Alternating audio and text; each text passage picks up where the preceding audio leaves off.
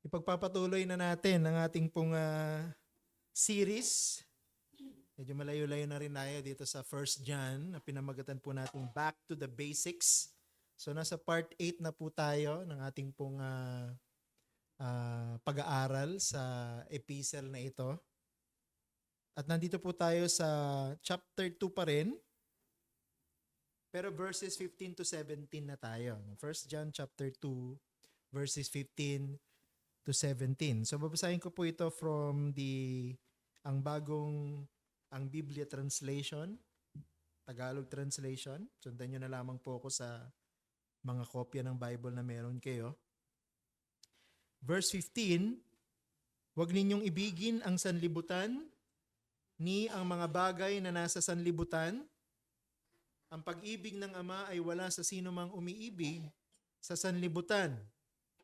Sapagkat ang lahat na nasa sanlibutan, ang masamang pagnanasa ng laman, ang pagnanasa ng mga mata, at ang pagmamataas sa buhay ay hindi mula sa Ama, kundi sa sanlibutan.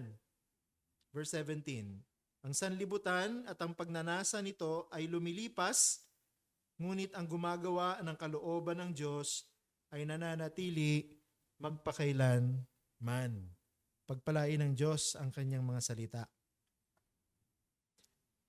So matapos na i-encourage ni Apostle John sila ng mga pinaniniwalaan niyang totoong born again na miyembro ng church, doon sa verses 12 to 14 na tinalakay natin noong nakaraang Lord's Day, nagpatuloy siya sa kanyang pagtalakay pero ngayon ay nagbigay siya ng isang seryosong babala.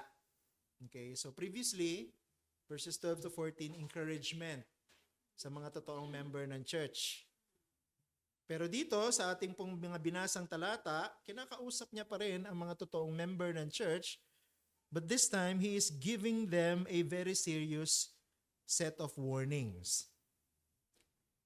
Totoo po na ang heretical teaching na tinuturo ng mga troublemakers, di ba, huwag natin kalimutan yung historical context. Nung sumulat si John dito, may mga troublemakers dun sa loob ng church na nagtuturo ng isang false teaching. No? Yung tinawag natin na punla ng heretical teaching na Gnosticism na mas kilala na natin sa panahon natin ngayon.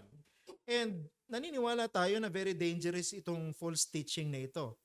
Pero para kay John, dito po sa mga talatang pinag-uusapan natin ngayon, there is something more dangerous than the false teachings na kanyang ina-address sa mga naunang passages na ating pinag-aralan. Ito pong false teaching of Gnosticism na ipinipilit ng mga troublemakers na ito ay madaling ma-detect. No? Actually, hindi naging mahirap kay John to expose the error of this false teaching kasi malinaw na kontra ito sa ebanghelyo ng ating Panginoong Jesucristo. But there is an ongoing threat to the church. Hindi siya galing sa loob, no? Kundi galing siya sa labas, which is not only lethal but very subtle. Okay? Refusing to love our brothers is an attitude that can ruin our fellowship with God and lead to the destruction of the church. Diba? Sabi ni John, kung inaangkin mo na ikaw ay merong fellowship sa Diyos, dapat lumalakad ka sa liwanag. Ang sabi niya, kung lumalakad ka sa liwanag, ang ibig sabihin nun, hindi ka lang sumusunod sa Diyos, kundi iniibig mo rin ang iyong kapwa. Kung hindi natin gagawin ito, masisira ang ating fellowship sa Diyos. Of course, kontra yun dun sa claim natin na tayo ay Christian. Kontra yun sa claim natin na tayo ay in fellowship with God. And eventually, pagka tuloy-tuloy ka na sumusuway sa kagustuhan ng Panginoon, that will affect not only your relationship with God, but it will also affect your relationship with the church. At masisira din ang church eventually pag nagtuloy-tuloy yan. Pero alam niyo, meron pong tinuturo si John dito na kasalanan na pwedeng pumasok sa church na bago wasakin ang church, wawasakin muna ang buhay ng Kristiyano. At ito po yung kasalanan ng pagiging makasanlibutan. the sin of worldliness. Gusto ko i-summarize yung ating pag-aaral ngayong hapon this way. Our willingness to love our brothers must be balanced by our unwillingness to love this world. No? So may kaugnayan kasi itong verses 15 to 17 sa mga naunang verses na pinag-aralan natin. At ang isang highlight doon, di ba, yung pag-ibig natin sa isa't isa. Kung sinusunod natin ang Diyos, iibigin natin ang isa't isa.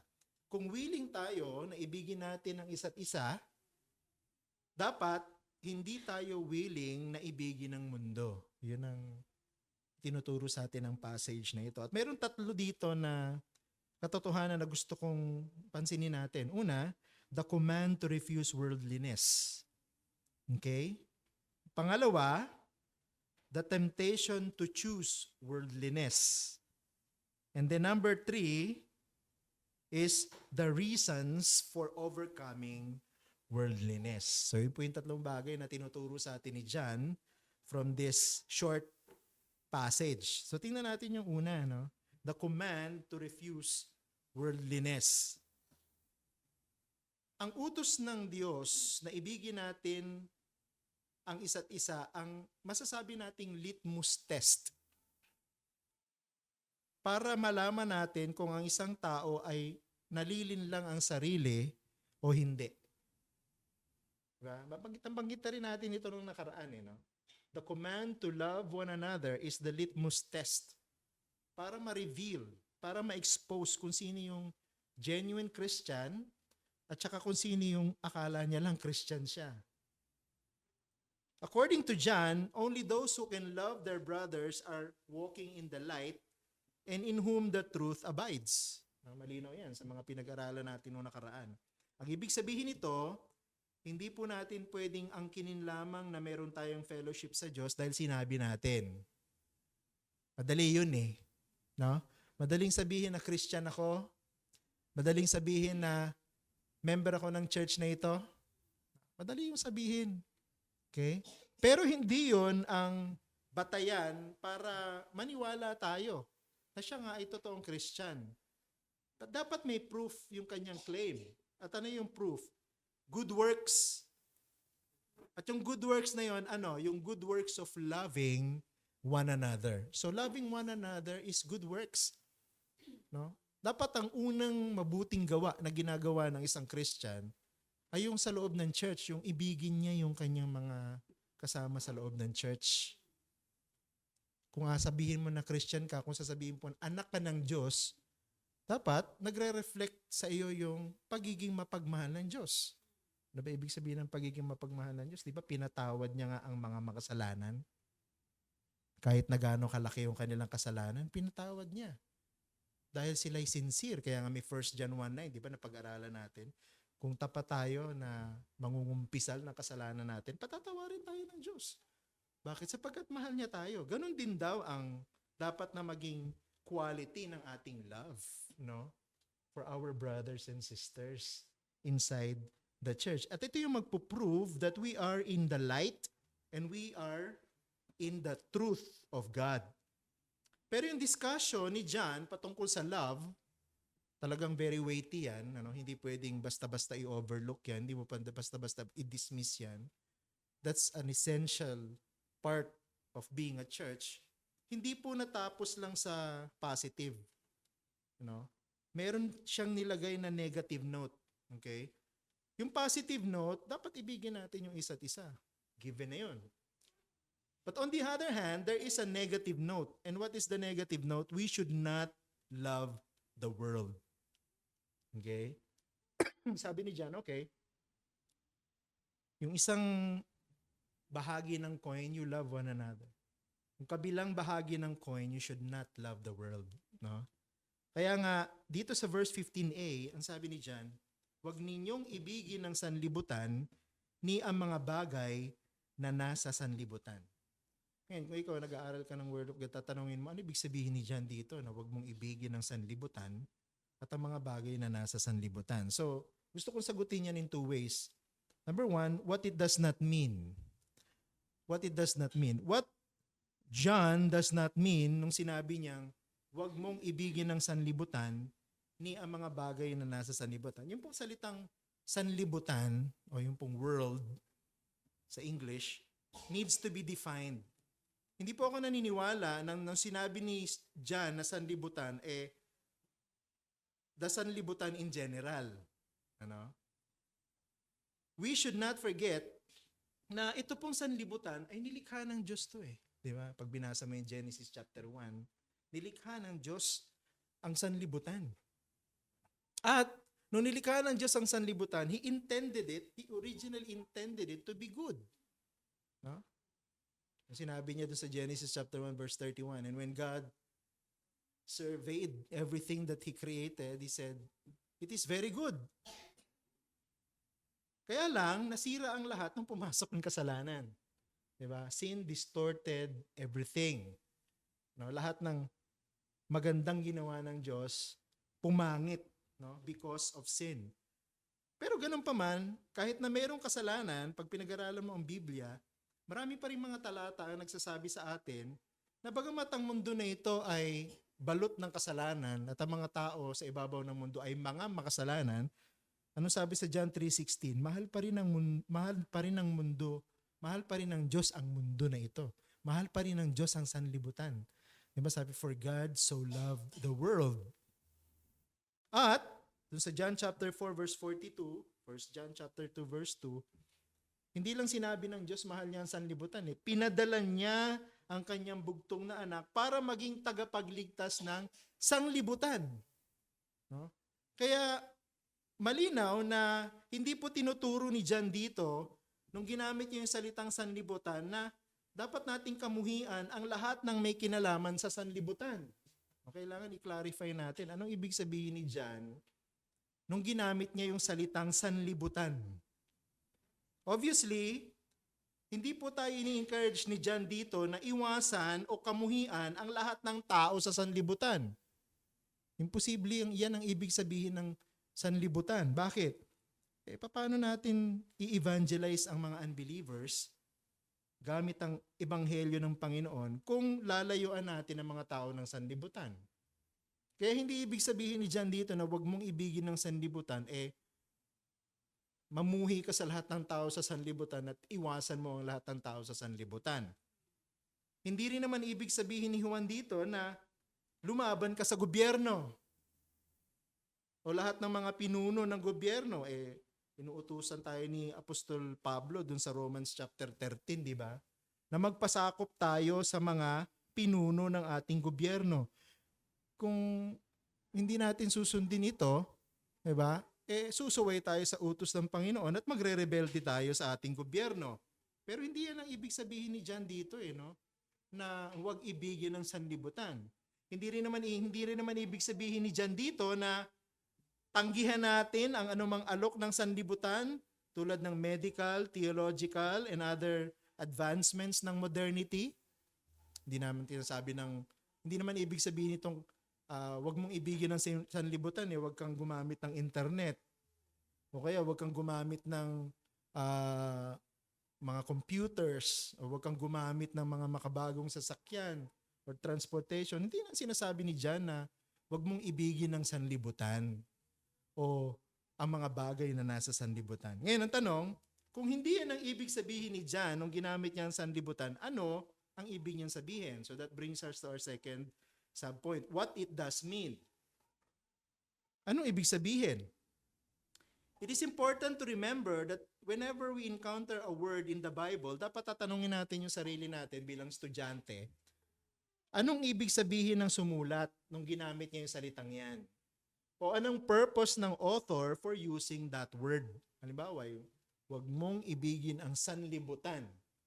Ano ang purpose ni John nung ginamit niya yung salitang sanlibutan? Anong tinutukoy niya? Kasi para kay John, yung salitang sanlibutan, at least meron siyang dalawang possible meaning. Unang meaning niya, the world is the physical world. Itong mismong mundo na ito, nanlilikha ng Diyos at pinipreserve ng Diyos para doon sa sinasabi ng mga theologian na eschatological purpose. Ano yung eschatological purpose? Na itong mundo na ito, darating ang panahon ay magiging pamana ng Diyos sa kanyang iglesia. Kaya hindi po totoo yung mga napapanood natin sa mga sci-fi films na sasabog ang Earth o pasasabugin ng Earth ng mga aliens o mauubos ang tao sa Earth because of a virus dahil magiging zombie lahat. Hindi totoo yun. No? Hindi magiging totoo yun. Bakit? Kasi pag pinag-aralan mo ang New Testament, hindi natin magagawa lahat pansinin yung mga talata. Pero ang isa sa mga malinaw, Romans chapter 8, 21 to 23, pag binasa mo yun, sinabi ni Apostle Paul dyan na ang mundo na ito ay groaning and longing for the final day of redemption. Ano ibig sabihin nun? Darating ang isang araw kung saan ang Panginoong Jesucristo'y muling magbabalik at sa kanyang muling pagbabalik ay palalayain niya ng permanente ang mundo na ito sa kasalanan. No? Kaya sinabi na creation is groaning and longing for the final day of creation kasi kahit ang creation nagsasuffer because of sin. At darating yung panahon, pag dumating na si Jesus, He will remove sin permanently, and that will mean total deliverance for creation itself. So we will be permanently released from creation, from sin, and the church will inherit the world forever. Kaya yung mundo na ito ay pangako ng Diyos na pamana sa iglesia. Okay, hindi sasabog ang earth. Babaguhin ng Diyos ang earth. Aalisin ng Diyos yung kasalanan sa earth, pagkatapos ay ipamamana sa kanyang iglesia. So, eschatologically, ang promise, ang mga mananampalataya ay maninirahan sa isang niluwalhating mundo. Okay, so hindi natin alam kung ano itsura ng mundo na niluwalhati. Definitely, it is not even close to what we have right now. It's far beyond than what we have right now. So yun yung unang possible meaning, the physical earth itself. But there is a second meaning. Kung hindi pa dumarating yung eschatological reality na ito ng isang glorified earth, na walang sin na earth, ibig sabihin, ginagamit din ni John yung salitang world or sanlibutan to refer to everything that is opposed to God. At ako naniniwala, ito yung meaning ni John. Nung sinabi niyang, huwag mong ibigin ang sanlibutan at ang lahat ng mga bagay sa sanlibutan.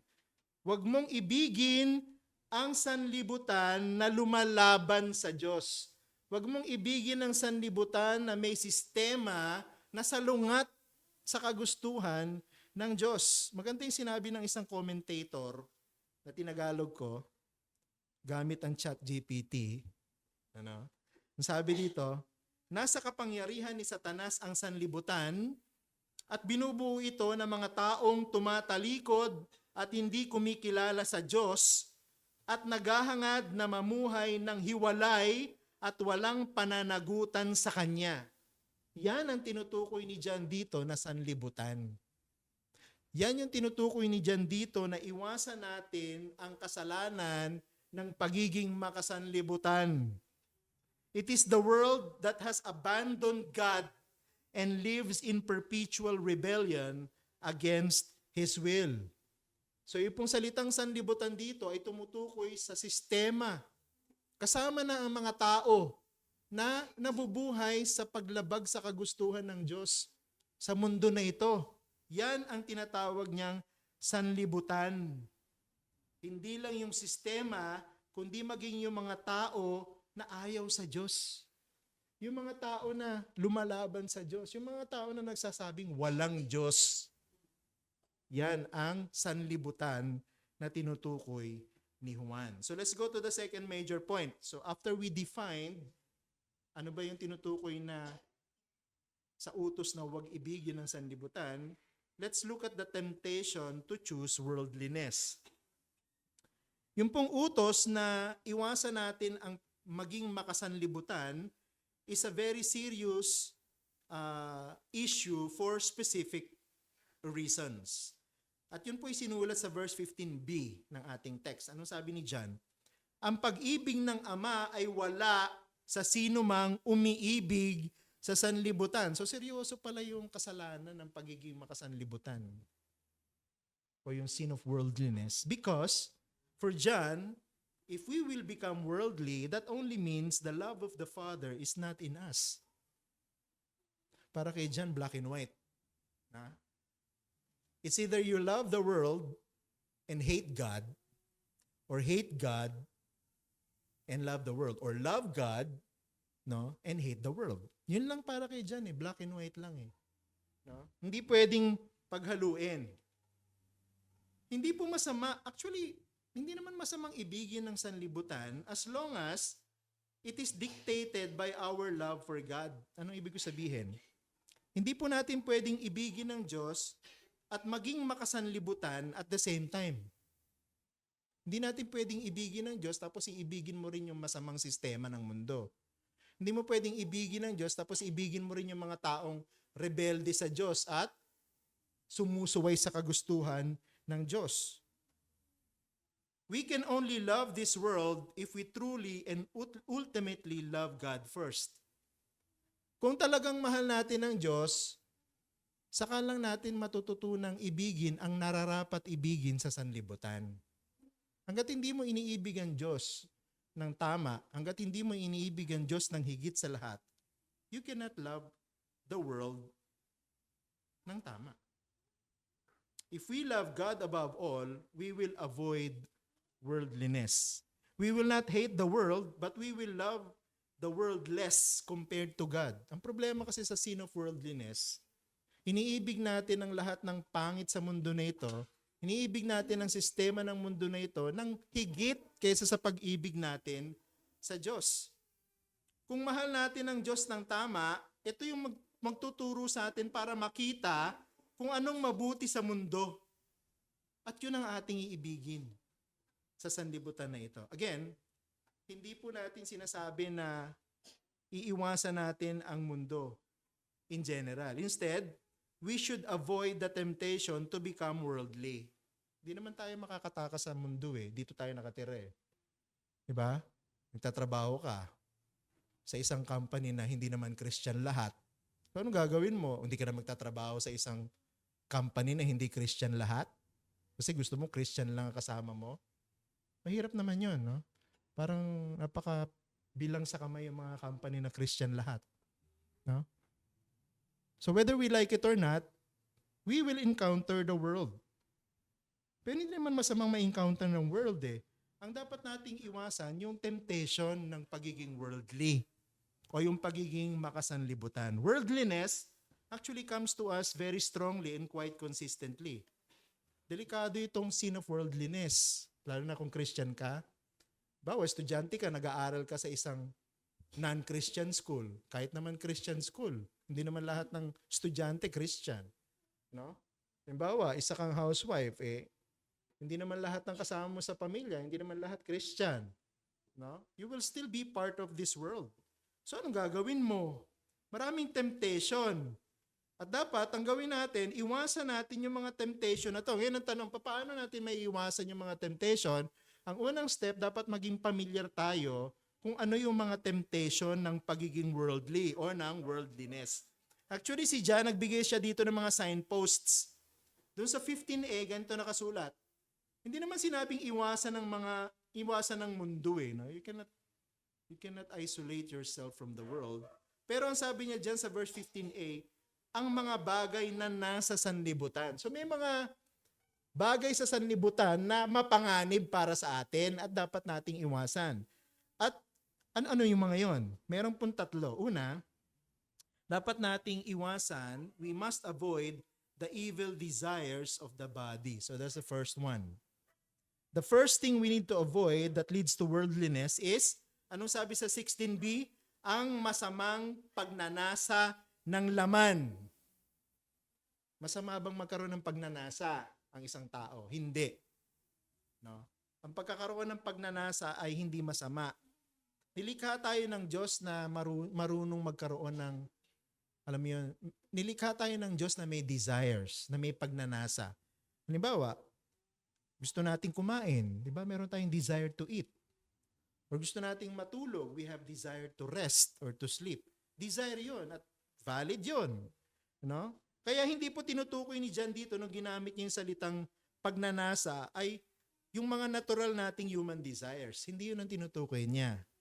No? Kung iiwasan natin yung mga yan, magiging ascetic tayo. Di ba? Alam mo yung mga ascetic, yung tinasaktan yung sarili kasi no, dinidisiplina daw nila yung sarili nila para maging banal sila. Hindi sila kumakain, hindi sila umiinom, no, hindi sila natutulog. So hindi po 'yun ang tinutukoy ni John dito na iwasan ng mga pagnanasa ng katawan. Ang susi para maintindihan natin yung salitang flesh. 'Di ba sabi, ang masamang pagnanasa ng laman. Ngayon, papaliwanag din natin, ano ibig sabihin ng laman? Di ba tayo may laman? Ibig ba sabihin iwasan itong laman? Hindi natin pwedeng takasan yung ating pagiging laman. No?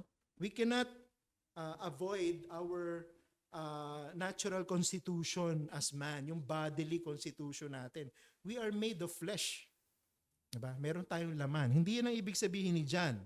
Instead, ginamit niya yung salitang laman o flesh dun sa kanyang Jewish or biblical sense na sinful human nature. Yung laman, ng pagnanasa ng laman ay yung makasalanang pagnanasa natin bilang mga tao. No? The whole worldly being separated and opposed to God. No? Ang tinutukoy dito ay yung ating pagiging makasalanang tao. In other words, maganda yung sinabi ng isang commentator na tinagalog ko din, sabi niya, ang pananaw na nakatuon sa sarili, yung nagsusulong ng sarili nitong layunin sa sariling kasapatan at pagiging malaya mula sa Diyos. Yan yung tinutukoy ni Juan na masamang pita ng laman. Alam mo, yung pagiging makasalanan natin, no, dito sa ating pagiging tao na lumalaban sa Diyos. Kaya hindi natin pwedeng sabihin na yung masamang pita ay yung sexual sin. Pwedeng kasama yon, pero hindi lang yun ang ibig sabihin. We cannot limit the meaning of flesh here to bodily or sensual desires. Rather, it refers to every desire of man that leads him to rebel against God. So lahat ng may kinalaman sa ating pagiging tao na lumalaban sa Diyos. Kaisipan mo, damdamin mo, kilos mo, ba? Yung motivation mo, lahat ng may kinalaman sa yung pagiging tao na lumalaban sa Diyos. Yan ang tinutukoy na masamang pita ng laman. It is every desire that makes the will of God distasteful, leaving us or leading us away from Him.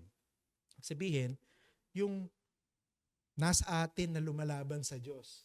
Yung nasa atin na nagre-rebelde sa gusto ng Diyos. Sinabi ng Diyos ganito, sinabi ng Diyos etong gawin mo, yung bahagi ng pagkatao natin na ang gustong gawing kabaligtaran ng sinabi ng Diyos.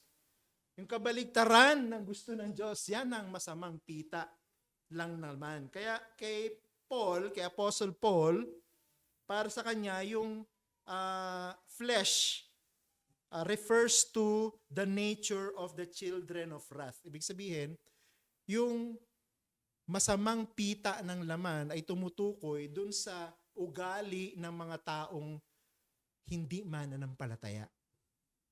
Ito yung ugali ng taong ayaw sa Diyos. Ito yung ugali at kabuuan ng isang pagkatao na sumusuway sa kagustuhan ng Diyos. Yan ang masamang pita ng laman. So dapat nating iwasan yan. So anything about you na tinuturuan kang suwayin ng Diyos. Okay? Yan ang masamang pita ng laman. Second, na dapat nating iwasan, avoid the lust of the eyes. Yun ang sabi sa atin ni John doon sa verse 16c. Ang sabi diyan, ang pagnanasa ng mga mata. So dapat pala nating iwasan yan. Kasi nag-lead yan towards worldliness. Hindi po sinasabi ni John dito na iwasan ang pagnanasa ng laman na huwag natin tingnan ng mundo. O pangarapin nating maging bulag na lang tayo. Hindi yung ibig sabihin ni John. No? Na iwasan ang pagnanasa ng mga mata. Kung mahal natin ang Diyos higit sa lahat, hindi natin maiiwasang makita ang mga magaganda sa mundo. Hindi naman maganda lahat ng nasa mundo, di ba?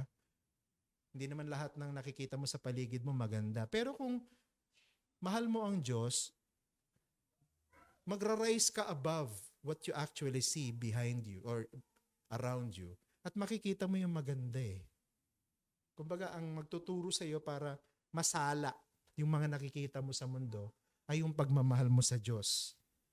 Kaya John is moving here from the discussion of the temptation na nandun sa loob natin. Di ba yung iwasan ang masamang pita ng laman? Sa loob natin yan eh. No?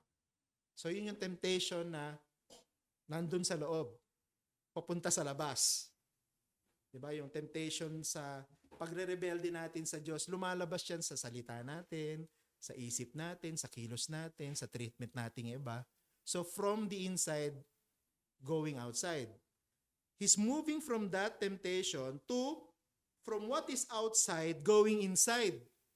Iwasan ang masamang pita ng mata o yung mga nakikita o pagnanasa ng mga mata. So, nasa labas, nakikita ng mata, papasok sa loob. Nakita niyo yung direksyon ni John. Ang temptation talaga, nasa loob at nasa labas eh. No? At tayo bilang mga mahihinang tao, susceptible tayo sa parehas. Dun sa mga temptation na nasa loob natin at nasa labas natin. At itong iwasan natin ang mga pagnanasa ng mga mata, iwasan natin ang mga bagay na magdadala sa atin sa pagkakasala na nandun sa labas. At anong ginagamit ni Satan para tuksuin tayo dyan? Yung mata. Diba? The eyes are often the source of our desires. Diba? Doon naman natin nakikita yung gusto natin eh. Sa mga nakikita natin. Diba? Manood ka lang ng TV eh. Kung ano yung nakita mo, ay gusto ko magkaroon ng ganon. Diba? Diba? Punta ka sa mall. Nag-window shopping ka. Nakita mo yung magandang computer. Ay, gusto kong magkaroon ng ganon. No? Nagsisimula lahat sa nakikita ng mata. It is from what we see that our greed begins. Yung pagiging gahama natin, nagsisimula yan doon sa nakikita ng mata. Kaya sinasabihan tayo ni John, kung ayaw nating mahulog sa pagiging makasanlibutan, bantayan mo yung nakikita ng mata mo. Si Satanas, ginagamit niya yung maganda sa paningin para tuksuin tayo na kuhanin o angkinin ang hindi naman atin. O sa pamamagitan ng nakikita ng mata, tinutukso tayo ni Satanas na maging covetous. Alam mo, hindi bago yan. Technique na ito ni Satan doon pa lang sa Garden of Eden. Doon sa Genesis chapter 3 verse 6, ganito yung ginawa niya kay Eve. Tingnan niyo sabi dito, kaya't nang makita ng babae, Eva, na ang bunga ng punong kahoy ay mabuting kainin, nakalulugod sa paningin, nakita ni Eva, yung bunga maganda, tsaka nakalulugod sa paningin. Anong ginawa niya? Kahit hindi ito dapat naisin, dahil iniutos ng Diyos na wag nang kainin, siya ay pumitas ng bunga nito at kinain ito at binigyan din niya ang kanyang asawa na kasama niya at siya'y kumain. Nakita mo? Yung temptation ni Satan kay Eve, nag-start sa kung ano yung nakikita ng kanyang mata. Nung nakita ni Eva yung bunga, mukhang masarap. No? Masarap kainin. Tapos bukod pa doon, magbibigay sa akin ng kakaibang benepisyo. Kaya nung natukso siya, kinuha niya. Alam niyo, yung ginawa ni Satan doon sa garden, tinry niya rin kay Jesus doon sa wilderness. Nung tinempt si Jesus, doon sa Matthew chapter 4, verses 8 to 9, ganitong sabi, muli, dinala siya ng dyablo sa isang napakataas na bundok at ipinakita sa kanya ang lahat ng mga kaharian sa sanlibutan at ang karangyaan ng mga ito. At sinabi niya sa kanya, ang lahat ng mga ito ibibigay ko sa iyo kung ikaw ay magpapatira pa at sasamba sa akin. Pansinin mo, hindi nagbabago yung technique ni Satan na tuksuhin ng tao. Sa pamamagitan na nakikita ng mata. No? Kumbaga, alam na alam ni Satan yung kahinaan natin, yung pagiging greedy natin, yung pagiging covetous natin. Kaya ang ginagawa niya, pinapakita niya sa atin yung mga magaganda sa sanlibutan. Yung mga kaakit-akit sa sanlibutan. Anong kaibahan ni Eva at saka ng Panginoong Yesus? Si Eva, nahulog siya sa tukso. Kinuha niya yung bunga na nakita niyang maganda. Kaya lang, ang Panginoon, tinanggihan niya yung alok ni Satan na karangyaan ng mundo. Hindi siya naging greedy. Kaya hindi siya nahulog sa tukso.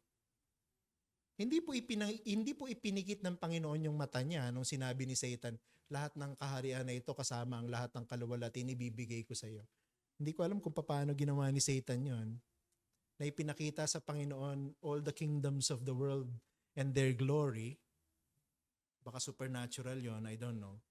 But the point is, the Lord refused to become greedy. The Lord refused to become covetous. Hindi nilabag ng Panginoon yung ikasampung utos nung tinukso siya ni Satan na ipakita sa kanya ang lahat ng kagandahan at karangyaan ng mundo. Ngayon ang tanong, paano ang ginawa ng Panginoon para hindi siya matukso sa kanyang nakita? Ang pinag-aaralan ko ito yung naging conclusion ko. His eyes were so focused in the beauty of his Father in heaven that the glory of this world grew dim in his sight. Kaya hindi natukso ang Panginoon maging greedy at maging covetous sa karangyaan ng mundo. Labis ang kanyang pagmamahal sa kanyang Ama sa langit na ang lahat ng bagay sa mundo na ito nawalan ng saysay. Yun ang naging susi ng Panginoon. I think, yun din ang magandang maging susi natin para ma-overcome ang temptation ng greed and covetousness by what we see. Dapat yung paningin natin ay nakatuon sa mas magandang bagay. Nakatuon sa pinakamas mainam na bagay. At yun yung bagay na nasa langit. Kaya nga sabi ni Apostol Pablo, ituon mo ang paningin mo dun sa kalangitan. No? At wag dito sa pansamantalang mundo na ito. Yun ang susi. Para magtagumpay tayo na hindi mahulog sa tukso ng masamang pagnanasa ng mata.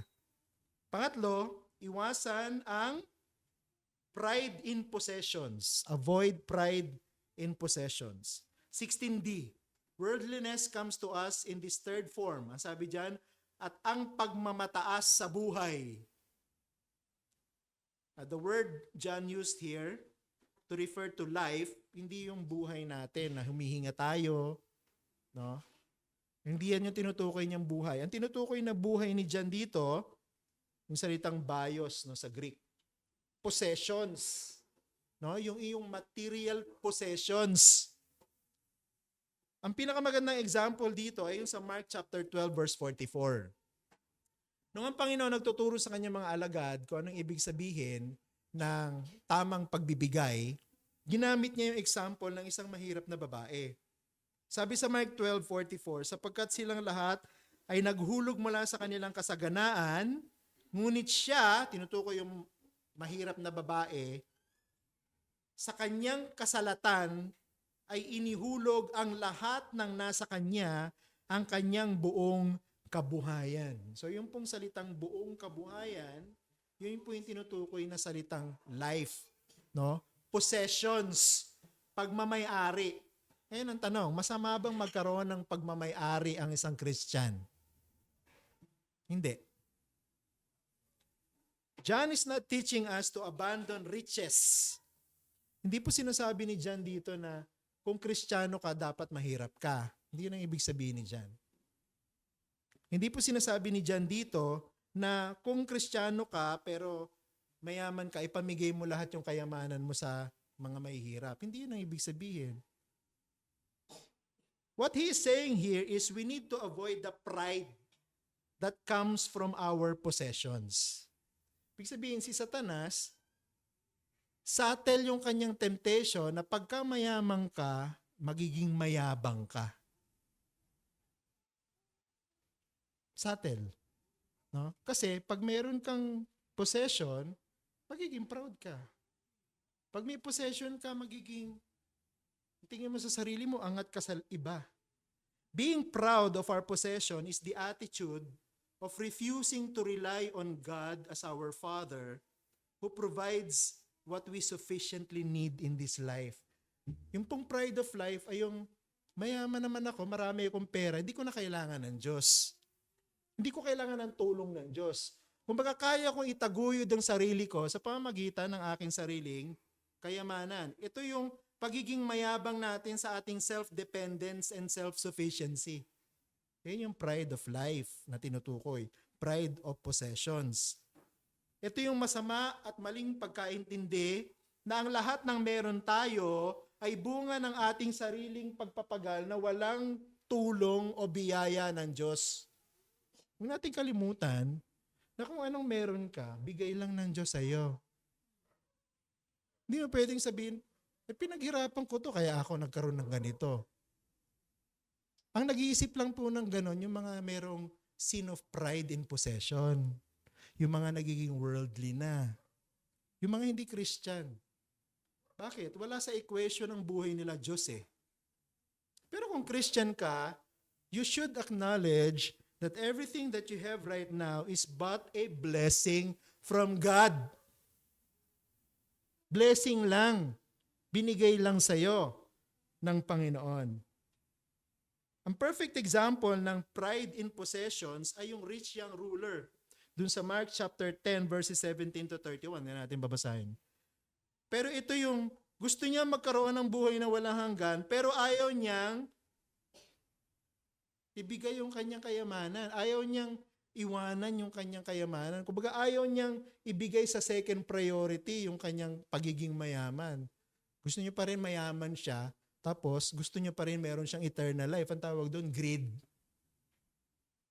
Sakim. Worldliness does not refer to our desire to own and maintain possessions. Ulitin ko, no? Yung pagiging makasanlibutan, hindi ibig sabihin, huwag ka nang maging mayaman, huwag ka nang magpursige, no? Huwag kang magkaroon ng pera sa bangko, huwag kang magkaroon ng magandang bahay o magandang sasakyan. Hindi yun ibig sabihin. Rather, it is being materialistic or putting too much confidence in what we own. Alam mo yun, yung mayabang ka kasi may pera ka.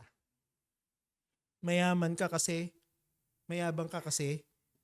mas marami kang property kumpara sa iba. Hindi rin ibig sabihin ito na galit ang Diyos sa mga mayayaman. Kaya po may mayaman, may pinagpala ang Diyos na maging mayaman. Sa Diyos galing lahat. But, binibigyan niya ng babala ang mga mayayaman na susceptible sila sa temptation to be proud because of their possession. So, ano yung countermeasure ng Diyos para sa mga mayayaman? Alam niyo, matalino ang Diyos eh. Ewan ko kung alam niyo to pero nasa Bible to. Anong countermeasure ng Diyos para yung mga mayayaman sa loob ng church hindi mahulog sa temptation ng pride of life? Nakasulat dun sa 1 Timothy verse 17, chapter 6 verse 17 to 18. Sabi, ang mayayaman sa sanlibutang ito, nasa Bible to, ang mayayaman sa sanlibutang ito ay atasan mo na huwag magmataas, ni huwag umasa sa mga kayamanang hindi tiyak, kundi sa Diyos na nagbibigay sa atin ng lahat ng mga bagay para sa ating kasiyahan.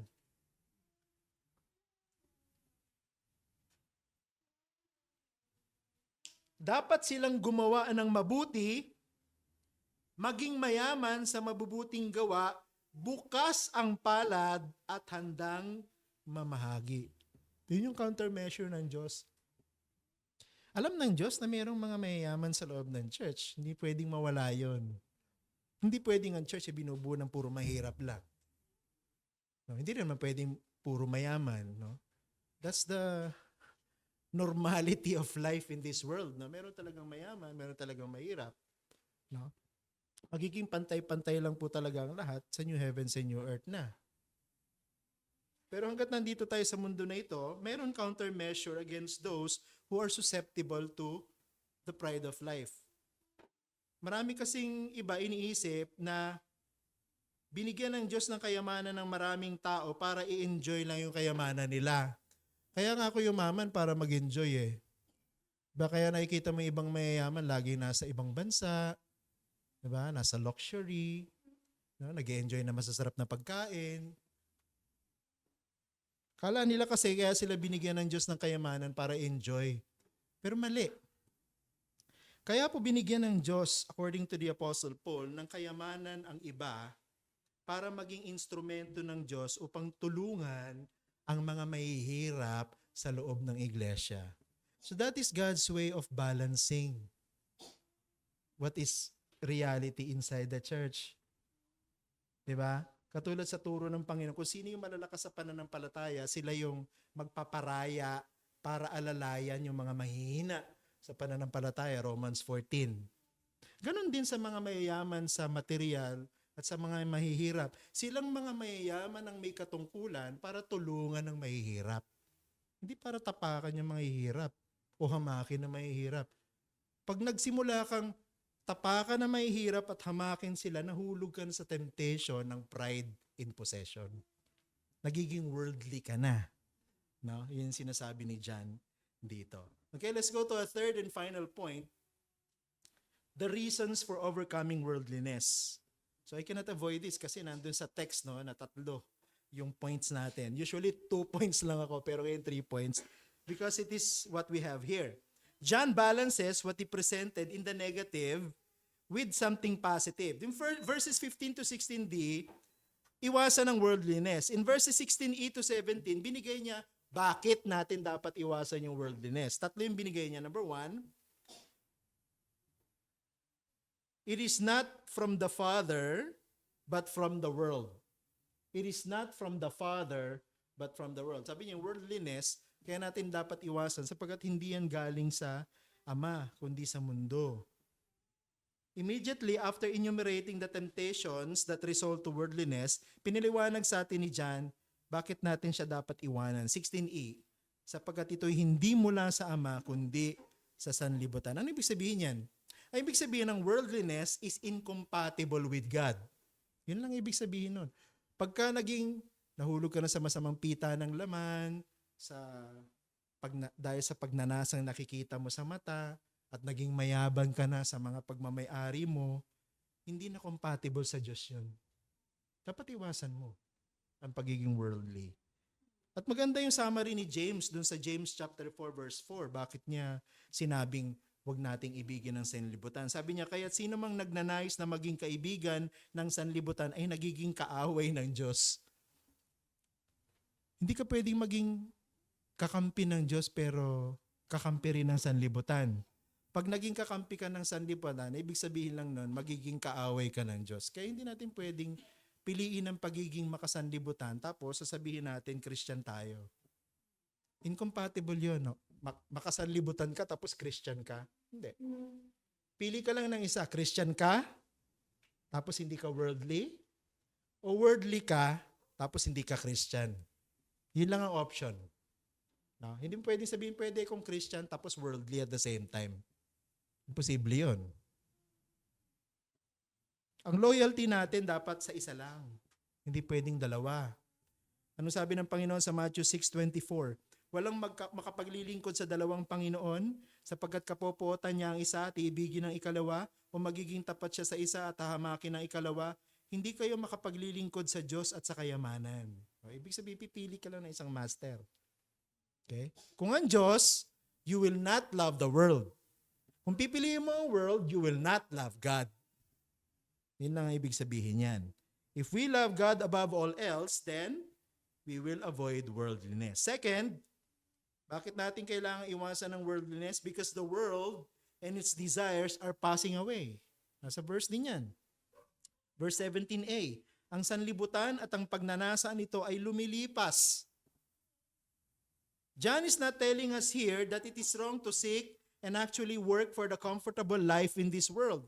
Hindi naman sinabi ni John na huwag kang magkaroon ng magandang bahay o komportabling bahay, magandang sasakyan, may pera ka o may investment ka para sa education ng mga anak mo. Hindi sinasabi ni John na masama yan.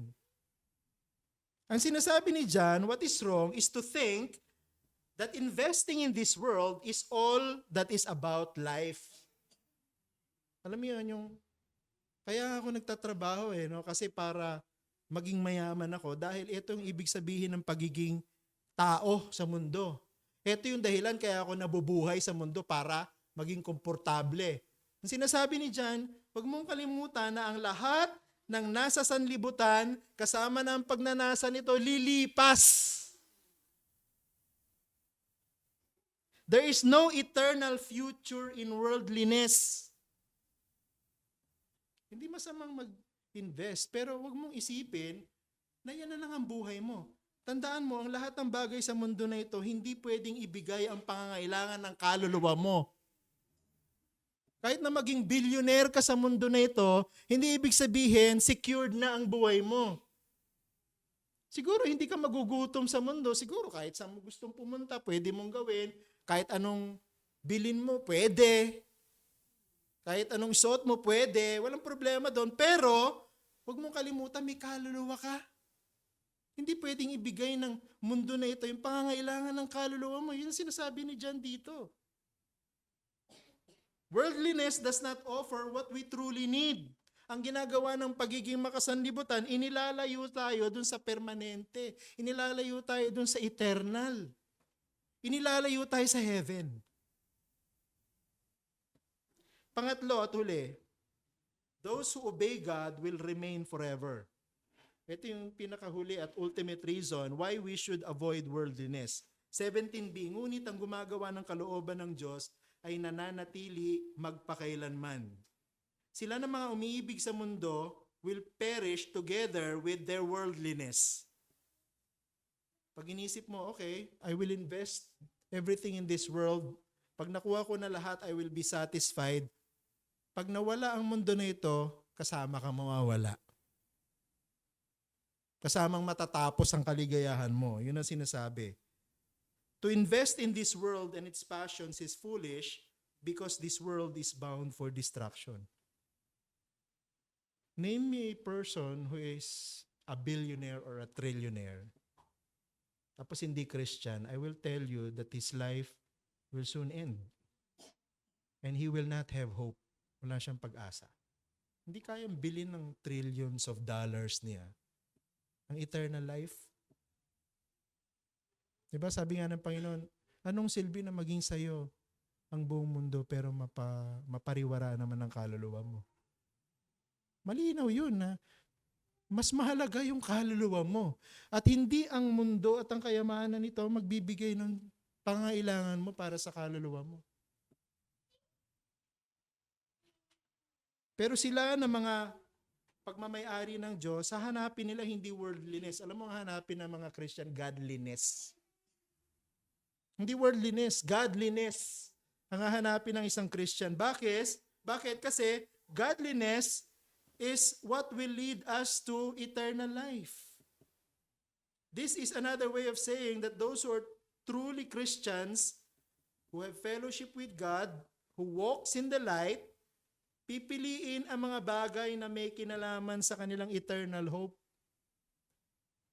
Kung isang tao ay totoong genuine Christian, ang pipiliin niya at hanapin niya yung may eternal value. Yung bang billions of pesos may eternal value? Wala.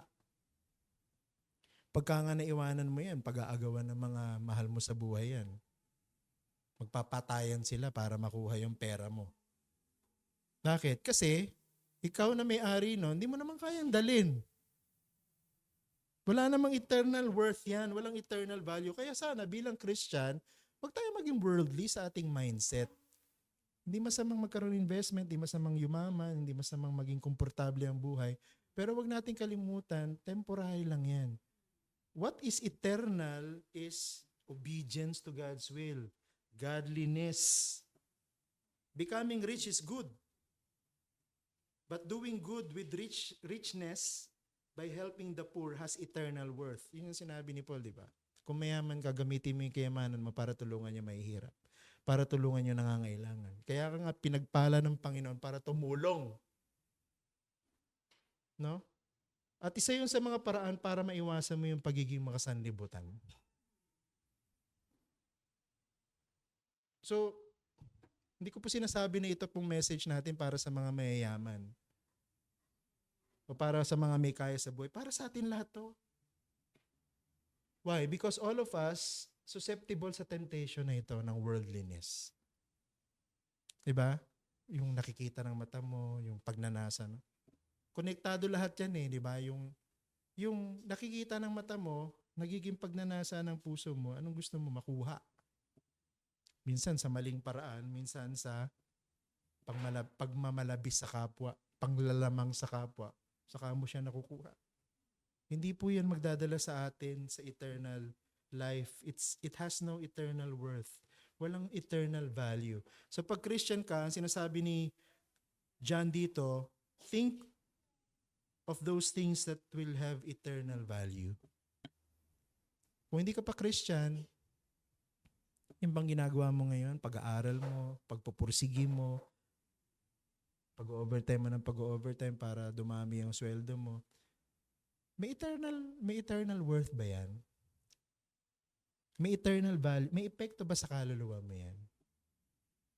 So yun yung magandang pag-isipan, di ba? Anong may eternal worth? Yung gospel. Yung ino-offer ni Jesus na salvation. Yan ang may eternal worth. No? Yan ang dapat nating piliin. Kung gusto natin na mag-invest on something that will last forever. Manalangin po tayo. Aming Ama, maraming salamat sa reminder from this passage. A very serious reminder for all of us. Kaya sinabi nito ni John sa mga members ng church because he knows na ito ay isang subtle temptation sa lahat ng mga Christian. And even more dangerous sa mga false teaching kasi it can destroy our life.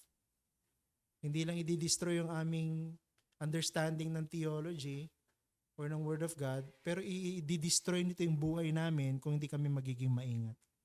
So, dalangin po namin, Panginoon, as you reminded us, help us to ponder upon these things and to always remind ourselves, si Satan very subtle at hindi ibig sabihin na kami nasa loob ng church, untouchable kami. Hindi porket nagpo-profess kami na Christian, hindi kami mauulog sa kasalanan. Baka nga, nagiging worldly na kami eh. Hindi lang namin alam. At sabi yun sa pinag-aralan namin, it will destroy our lives first before it even goes to the church. Ibig sabihin, baka malala na yung epekto sa amin ng pagiging makasanlibutan na nadadala na namin sa loob ng church yun at nadadamage na rin yung aming church. Sana po huwag niyong pahintulutan sa aming church yan. Maliit na nga lang kami, Panginoon. Sana po hindi po mangyari na magkaroon ng pagsisimula ng pagkawasak dahil unti-unting pumapasok ang worldliness sa buhay ng mga member ng church na ito. Sana po ay gisingin mo kami sa katotohanan gamit ang ebanghelyo ng Panginoon. Gisingin mo kami sa katotohanan at hamunin na i-identify ang mga tukso ng pagiging makasanlibutan at iwasan ang mga ito sa biyaya ng Diyos, Banal na Espiritu at ng Kanyang salita. Ito po ang aming dalangin sa ngalan ni Jesus. Amen.